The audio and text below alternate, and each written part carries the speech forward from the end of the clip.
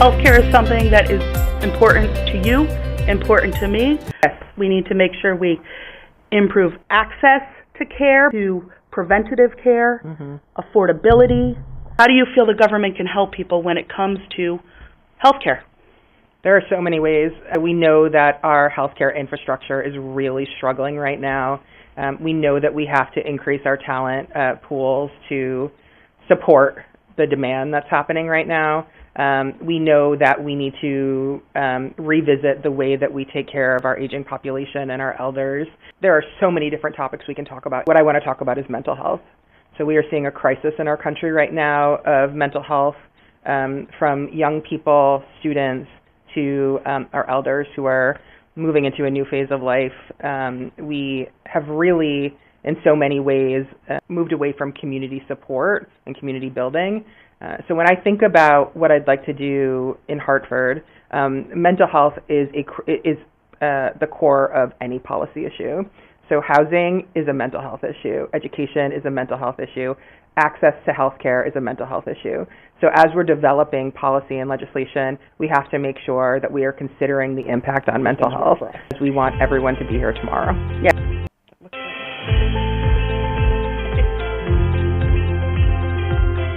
Big struggle for so many families in Wallingford.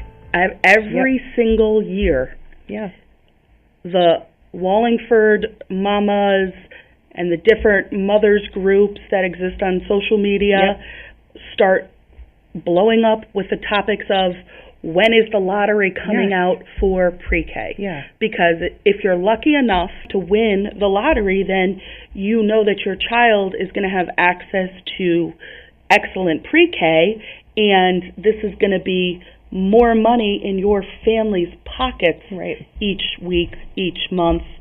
And it's still not an ideal solution in terms of the hours. The public pre-K is 9 to 3. We shouldn't be in a situation where mothers are begging online to get their children into the public pre-K when we have the ability to solve that problem. And I agree with you that I think universal pre-K should be one of our priorities up in Hartford. You have to work to be able to support your family.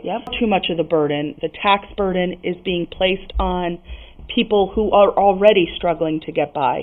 And we have to do something to reform who's paying what share of the taxes in this state so that it isn't middle class and working families who are carrying the burden of everybody. That's right. Essentially. People need our government to work for working people. There are 2 other states in the country that have more millionaires and billionaires than Connecticut. Just 2.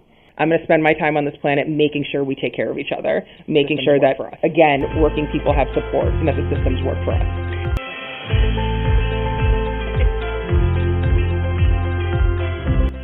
People are hearing these stories about different types of larceny and different types of burglaries and car break-ins and are getting really scared about their own personal safety. And this is something that you and I have struggled with talking to people about because you never want to discount somebody's very real fears. The fact is that statistically, crime does seem to be going down in Connecticut. Why do you think we're getting this palpable kind of fear from people? Through my work with survivors of crime and law enforcement regularly to create meaningful interventions and solutions to creating, increasing public safety and decreasing crime. Crime continues to be politicized. So I think when we're hearing about it at alarming rates and law enforcement are telling us crime rates are going down, the math isn't mathing, right? Crime can exist and be incredibly impactful on people who experience it and still be going down, which means that there are solutions and reforms that are working. We have to have honest conversations about what's working and what's not to move things forward and to craft impactful legislation. If we're not even willing to come to the table and talk about facts, then nothing is going to work. The fact is that we do have certain policies. We have lots of policies in Connecticut in place right now that are reducing crime. But that means nothing, like you said. That means nothing to somebody who has been the victim of a crime. And I think one of the best things that we can do from a political standpoint is promise people who have been victims of crime that we are taking honest steps based on evidence that will work to try to prevent crime from happening to other people in the future. You can't take back the fact that somebody has been affected by criminal activity. We just have to do our best, honestly, to try to make it better. So there are two things that I will say to that. One of them is I don't actually think we need to make promises. I think we need to center the voices of directly impacted people. So when we're crafting policy and legislation, we bring survivors of crime to the table. And what we hear, and this is my second point, whenever I talk to someone who's experienced crime in my personal life, in my professional life, the feedback I get from them is they don't want this to ever happen again. They don't want this to happen to anyone else. And they don't want the person who harmed them to harm anyone else. We know what can address that directly. We work with survivors of crime and advocacy groups to craft legislation. We work with law enforcement, and we work with people that have been directly impacted by the criminal legal system to craft real solutions. Instead of vilifying people, instead of flat out lying about what's working and what's not, we have real solutions because we're focused on real problems and we're bringing directly impacted people into the center. Directly impacted people are closest to the problem and are closest to the solutions, but often don't have the power to implement those solutions. And that's one of the reasons I'm running for office, is because it's about time people had the mic when it comes to these conversations. People are coming here for so many reasons. It is a great place to live. I love living here. We have to be able to contribute to the system equitably.